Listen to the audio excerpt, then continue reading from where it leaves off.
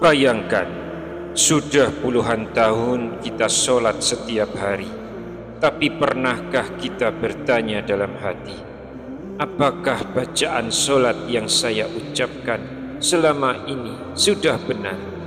Atau jangan-jangan justru ada yang keliru? Dan kalau keliru, apakah bisa menjadi dosa? Bismillahirrahmanirrahim. Assalamualaikum warahmatullahi wabarakatuh.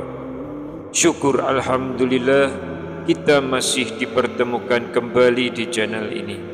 Salawat dan salam selalu dan tetap tercurahkan kepada junjungan kita Nabi besar Muhammad sallallahu alaihi wasallam. Allahumma sholli ala sayyidina Muhammad wa ala ali Sayyidina Muhammad. Doa saya semoga sahabatku semuanya selalu diberikan kesehatan, dilapangkan rezekinya, diampuni dosa-dosanya, dipanjangkan umurnya, dan semoga kita tidak mati kecuali mati dengan iman dalam Islam. Dan jangan lupa sempatkan tulis sholawat di kolom komentar.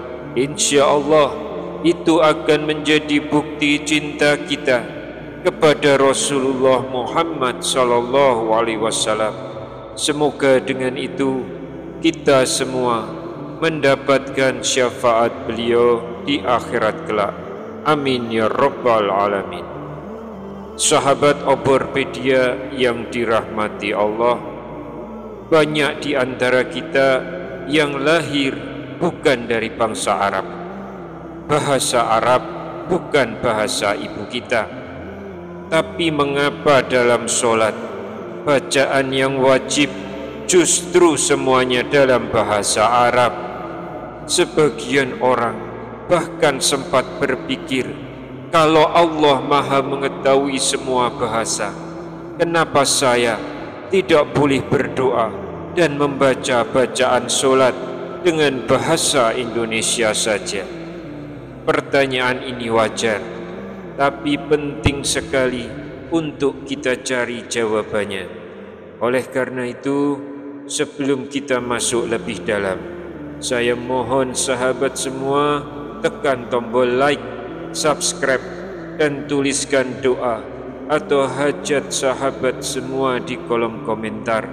Insya Allah kita doakan bersama, sebab doa yang diaminkan oleh 40 orang mukmin insya Allah lebih mudah dikabulkan oleh Allah.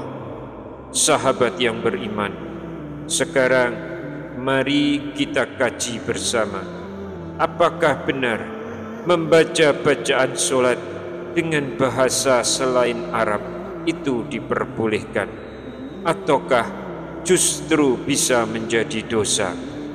Sahabat beriman yang dirahmati Allah, dalam solat ada bacaan-bacaan yang wajib kita ucapkan. Yang paling utama adalah surah Al-Fatihah yang harus dibaca di setiap rakaat.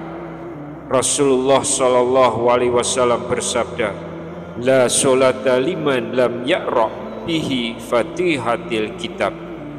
Tidak sah solat seseorang yang tidak membaca Al-Fatihah. Hadis riwayat Bukhari dan Muslim. Selain itu, ada bacaan sunnah berupa surat-surat lain dari Al-Quran di 2 rakaat pertama.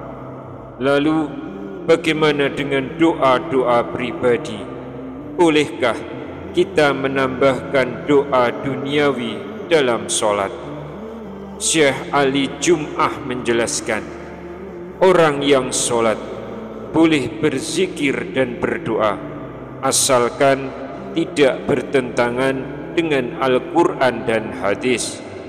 Ini sejalan dengan pendapat Imam Ibnu Hajar Al-Asqalani dalam Fathul Bari yang menjelaskan sabda Nabi sallallahu alaihi wasallam bahwa seseorang boleh berdoa setelah tasyahud sesuai apa yang ia butuhkan.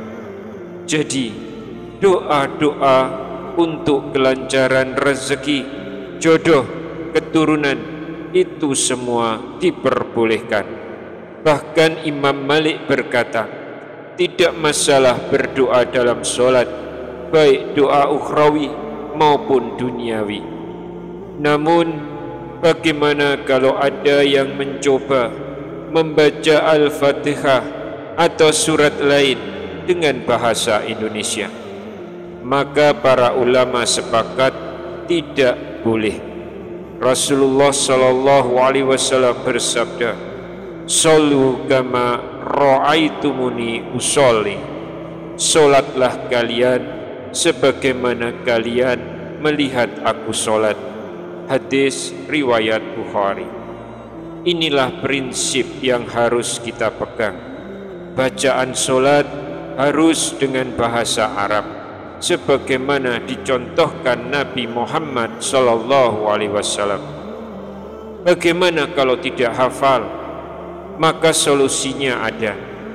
Dalam Sunan Abu Dawud, Rasulullah sallallahu alaihi wasallam bersabda kepada orang yang belum mampu membaca Al-Fatihah, "Fa idza kana ma'aka Qur'anun faqra' bihi wa ila fahmatillaha wa kabirhu wa halilhu."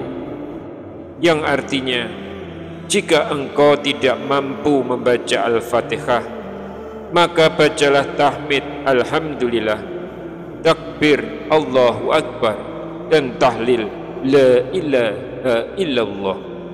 Artinya, Islam itu memudahkan, bukan mempersulit.